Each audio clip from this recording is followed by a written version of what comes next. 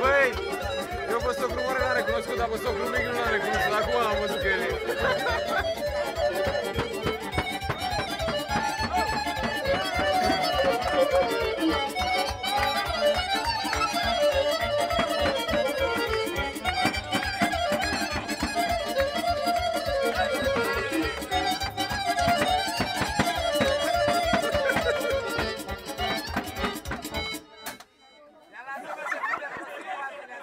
Zice nu.